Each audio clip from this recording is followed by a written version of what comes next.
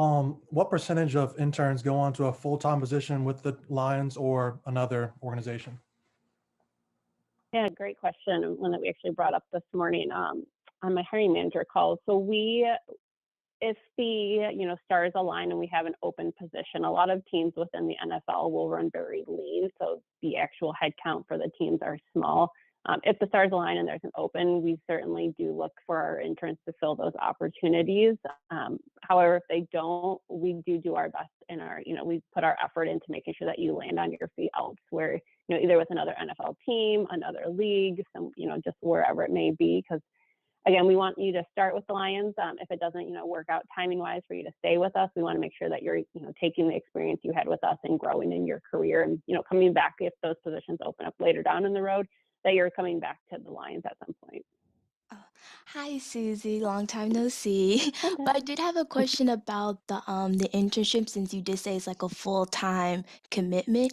Is it be possible that even if you did graduate from your home institution, can you still apply for these internships? Because I'm graduating in April, but I still want to apply for these. So I wonder if it's like postgraduate can still apply for them or not. Like it's only cut off to juniors or seniors. Oh no, honestly, anybody can apply to any of our positions. It doesn't matter, what year, especially with the pandemic. I don't know if we have anybody that's graduated in the last couple of years, but I always say, after 2019, basically anybody's open to an internship because so many opportunities were taken away. So perfect timing if you're graduating in April for the season ones, because they are more of that full-time commitment. Okay. So definitely check them out and apply. After the application deadline closes, is there a range of time we should expect to hear back if we are selected to move forward in the process? Yeah, good question. We try to go forward within about 2 weeks to be reaching out to schedule phone interviews or virtual interviews. Gotcha. So after that time passes, right around 2 weeks, if we don't hear anything, is that kind of the answer to our questions? Yeah, I would say, 2 to 3 weeks. Certainly, if it's 4 weeks, I would say we probably have selected others to move forward with. But definitely, 2 to 3 weeks would be the timeline that I would look for. Gotcha. Perfect. Thank you. Hi, Susie. Thank you so much for being here today. My question is, what unique qualities that candidates possess would really stand out to you on a resume? Yeah, good question. We really look for, past experience, ways that you can show that you've had some sort of exposure to either the job that you're applying to, and it's not necessarily another internship, but if you've done a class project, if you are part of your, school's club, if you're a student athlete, anything that you can really highlight that shows that you've, had some prior experience coming in is what we really look for. And that could be, I always say, it's great to start with the Lions, but that's, we have all these internships and a lot of them we hire one person for.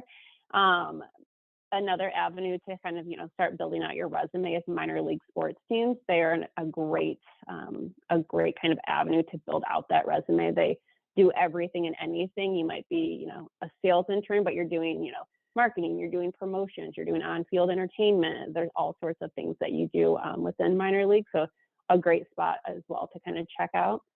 But definitely past experience if you're looking to set the resume, how to kind of set yourself apart from, the 5 or a couple hundred that we get.